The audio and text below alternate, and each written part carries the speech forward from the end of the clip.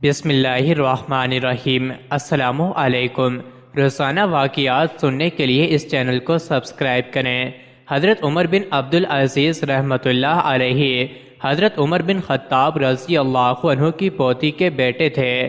وہ بنو امیہ خاندان کے واحد حکمران تھے جو خلفائے راشدین کے نقش قدم پر چلے، جس کی وجہ سے بنو امیہ آپ سے سخت ناراض تھے۔ ایک مرتبہ بنو مروان حضرت عمر بن عبدالعزیز رحمۃ اللہ علیہ کے دروازے پر جمع ہو گئے اور آپ کے صاحبزادے سے کہا، اپنے والد سے کہو کہ آپ سے پہلے جتنے خلیفہ گزرے ہیں وہ سب ہمیں کچھ عطا کرتے اور جاگیریں مخصوص کرتے رہے ہیں، لیکن آپ نے خلیفہ ہو کر ہم پر تمام چیزیں حرام کر دی ہیں۔ آپ کے صاحبزادے نے یہ پیغام پہنچایا تو آپ نے فرمایا، ان سب سے کہہ دو کہ میرے والد کہتے ہیں کہ وہ سب اللہ کا مال تھا جو میں نے بیت المال میں جمع کروا دیا۔ اگر میں اللہ کی نافرمانی کروں گا تو قیامت والے دن کیا جواب دوں گا؟ بنو مروان کی رقابت و دشمنی اپنے عروج پر پہنچ چکی تھی۔ بالآخر ایک غلام کے ذریعے آپ کو زہر دے دیا گیا۔ ولید بن ہشام کہتے ہیں کہ کسی نے آپ سے مرض کی حالت میں عرض کیا کہ آپ دوا کیوں نہیں کرتے؟ آپ نے فرمایا، جس وقت مجھے زہر دیا گیا مجھے معلوم تھا اگر مجھ سے اس وقت کہا جاتا کہ تم اپنے کان کی لو کو ہاتھ لگاؤ یا فلاں خوشبو سونگھو اس میں تمہاری شفا ہے تو میں ایسا کبھی نہ کرتا، کیونکہ اگر میں مر گیا تو زہر کی وجہ سے شہید ہوں یا یہ کہ دوا کرنا منافی توکل ہے۔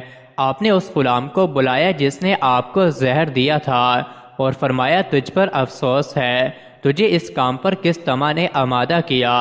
اس نے کہا، مجھے اس کے عوض 1000 دینار دیے گئے ہیں اور آزادی کا وعدہ کیا گیا ہے۔ آپ نے فرمایا، ان دیناروں کو میرے پاس لا۔ چنانچہ وہ لایا۔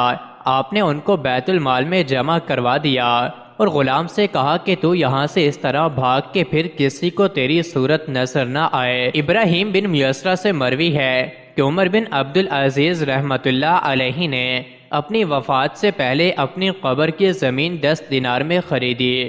زہر کے اثرات میں 20 دن مبتلا رہنے کے بعد 25 رجب 101 ہجری کو صرف 39 سال 5 ماہ کی عمر میں اس دار فانی سے کوچ کر گئے۔ آپ صرف 2 سال 5 ماہ اور 4 دن تک مسند خلافت پر فائز رہے۔ اس مختصر سے عرصے میں آپ نے امت مسلمہ کی سربلندی اور عوام الناس کی فلاح و بہبود کے حوالے سے وہ کارہائے نمایاں سر انجام دیے جنہوں نے رہتی دنیا تک آپ کے نام کو زندہ و جاوید کر دیا۔ آپ کے انتقال سے نہ صرف مسلمانوں کے گھروں میں صف ماتم بجھ گئی بلکہ مسیحوں اور یہودیوں میں بھی غم کی لہر دوڑ گئی۔ راہبوں نے آپ کے انتقال کی خبر سن کر اپنے عبادت خانوں میں سر پیٹ لیے کہ آج دنیا میں عدل قائم کرنے اور انصاف فراہم کرنے والا اٹھ گیا۔ حقیقت تو یہ ہے کہ دنیا نے ایسا عادل اور منصف حکمران پھر کبھی نہیں دیکھا۔ ابن عبد الحکم فرماتے ہیں، جب حضرت عمر بن عبدالعزیز رحمۃ اللہ علیہ کی اولاد آخری وقت میں ان کے پاس لائی گئی تو وہ اسے دیکھ کر رو پڑے۔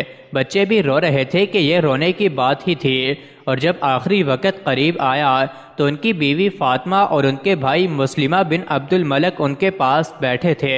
انہوں نے ان دونوں سے درخواست کی، میرے پاس سے اٹھ جاؤ، میرے پاس کوئی مخلوق بڑی کثرت سے جمع ہو رہی ہے، وہ نہ جن ہیں اور نہ انسان، خدا ہی جانے یہ کون لوگ تھے، خدائے بزرگوں برتر کے فرشتے یا خدا کی کوئی اور غیر مرئی مخلوق تھی جو حضرت عمر کے آخری وقت میں ان کے پاس آن جمع ہوئی تھی۔